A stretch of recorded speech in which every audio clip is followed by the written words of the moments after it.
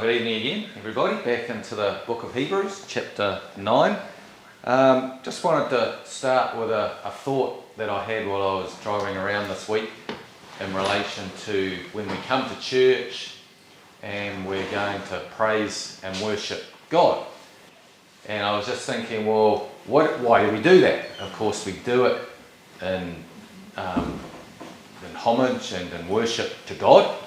So our praise and our worship and all the ways that we do that, we know there's lots of parts of that. There's clapping, there's lifting hands, singing, music, dancing even, all of that, all sort of aspects of praise and worship. But there's also an aspect that the scripture talks about that is for our benefit.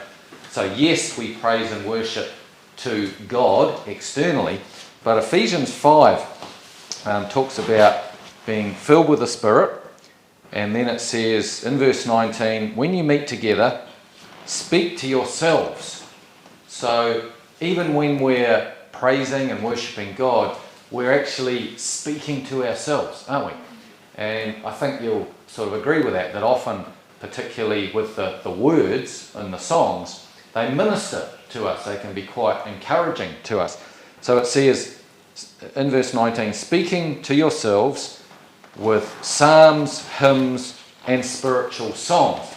Now the way your English translation, my English translation renders that, it makes it sound like those three things, psalms, hymns, spiritual songs, it's basically just repeating the same thing, but it's just singing. But when you again go back to the original words, they are completely different words.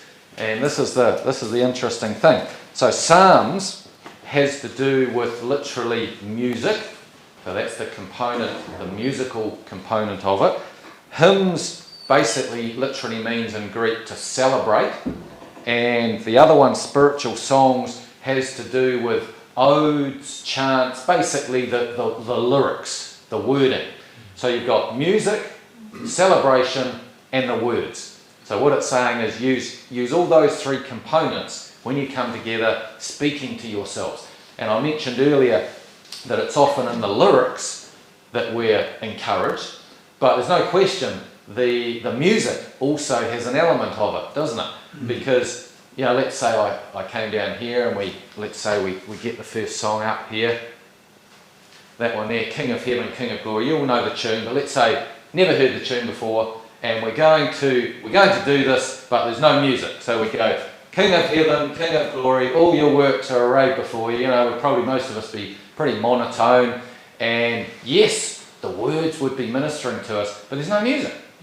You see? But when we add it to music, we're going to play it in a moment, it just takes it to a whole new level, doesn't it? So the music, the lyrics, but the third part, and that's the hymn, or hymnio in the Greek, which means to celebrate, that's got to be part of it as well. So we can be standing there, singing the words, appreciating the music and, liking the music, but is there celebration? Because that's all a part of it. Praise and worship to God, it reminds us of how great God is, and that should cause us to really feel like a celebration. Not that we're at a funeral, we're actually here to celebrate God's goodness. So I thought that was interesting, and when you read through Ephesians 5 there, it's easy just to sort of overlook that. You read it and think, hymn, psalm, spiritual song, that's basically three ways of saying the same thing, but it's not, very specific parts. So what we're going to do tonight, we're going to use words, we're going to use music, and we're going to have celebration in our heart, and in doing so, not only are we going to be worshipping God, but we're going to be speaking to ourselves as well.